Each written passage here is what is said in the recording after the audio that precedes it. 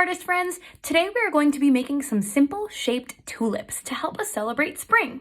So I'll be starting with a Sharpie so that you can see my drawing from far away, but you're welcome to start with pencil in case you need to erase or reorganize your page. So let's get started. The first thing we're going to draw is an upside down rainbow line. And I'm gonna get a few of these going at the same time so I can kind of decide where my tulips are going to be.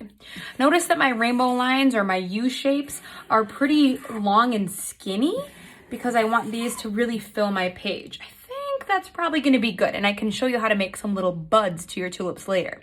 Next, we're going to take a line from the top corner or the top end of one of our U's and come across at a diagonal like this. Okay, now I have part of my tulip sort of wrapped around, and I'm going to finish it by taking this point and coming back down to make a little triangle.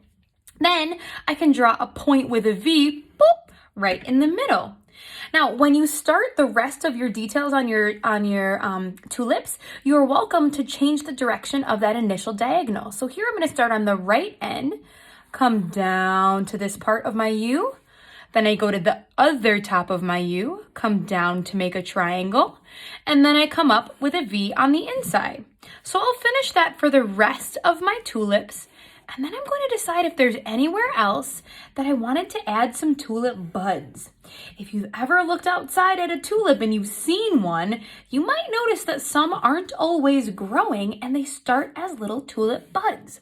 So to make my tulip buds, I'm just going to start with a little upside down U like this, boop. But now it's going to be smaller because it's growing a little bit slower. Then I'll come across with a little bit of an M down like this, and then I'm going to come up with a top V again, boom, like that. So I'll make a few buds. Again, a U down with like sort of a curvy V, I guess, more than an M, like that, and then a triangle at the top. And last one, I think I want one down here. A U shape, a curvy M, and then a triangle at the top. Now, the final step that I need to do before I add my leaves is to make my stems. And as an artist, because I want my stems to be able to be colored in, instead of me just drawing a line, I'm actually going to make two lines. Because remember, two lines next to each other makes a shape. One line is just a line. There's nothing to color in. So I'm making two lines here and then finishing it for the end of my tulips. And I'm going to have them be sort of a bouquet of tulips sort of growing from the middle of my page, but you could put them in a vase or growing from the grass. Remember, you are the artist. You decide how to organize your art. So next I'll have two lines here coming from the bottom, and I like when they end at different spots.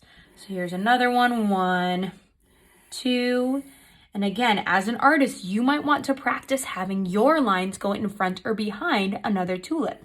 So for example, this one, it's gonna go behind that tulip, come back out the end. Ooh, this is getting tricky.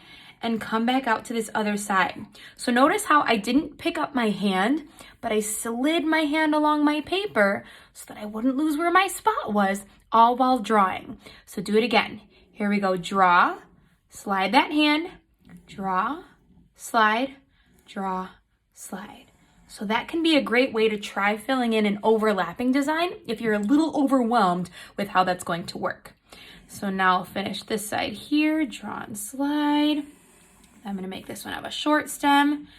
And this is where it gets pretty complicated, but I believe in you artists. I know you can do it.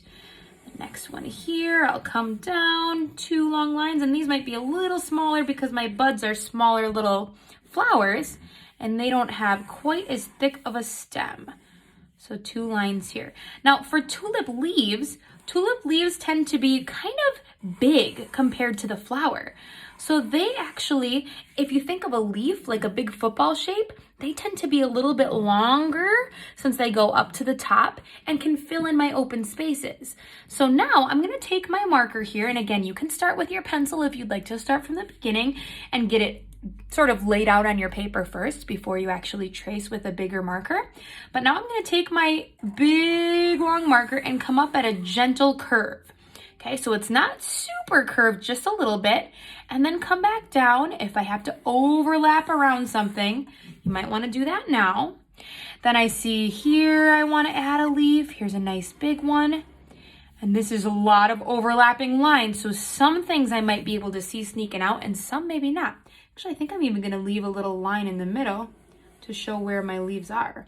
So here's my little line. I'm giving a gentle curve. And one more leaf on this side. Curve up behind that little bud and come back down. Connect those two. And a little curve in the middle. So we just made sort of a cluster of these tulips, almost as if they just were laid out on a table and weren't really connected into one big fine bunch. Remember, as the artist, you're welcome to add some grass. You can change up your design a little bit and use your own creativity to make your own composition. But now I'm going to take my crayons and start to color. What I'm going to do is actually color with different values. So when I color with a different value, a value is the difference between light and dark. So I'm going to make this first line, this first section of my tulip nice and dark, like this. So I'll press the hardest with my crayon that I possibly can, and I'll be holding my crayon tip near the very front of my crayon so that it doesn't break. Now, if it breaks, of course you can still use a broken crayon to make art, no problem at all, but this might make it a little bit easier to try to stop that breaking. So the first part of my tulip is the darkest. Then I'll do the back part next. I'm gonna make a really light whisper in the back, a super, super light version. And then this second part, I'm gonna make it somewhere in between. So now I've got 3 different values in my tulips. So I'm kind of just letting off the pressure or pressing a little bit harder with my crayon to see if I can get a really dark value, a medium, and a whisper. And I'll do that for the rest of my tulips. So it is time to color.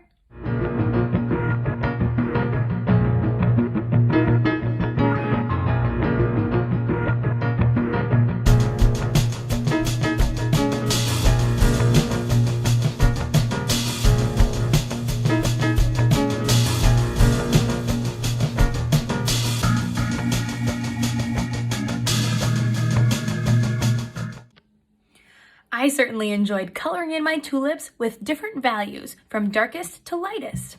I hope you enjoyed our art lesson today, and always remember, you are strong, you are resilient, you are amazing, and I love you. We'll see you next time, artists.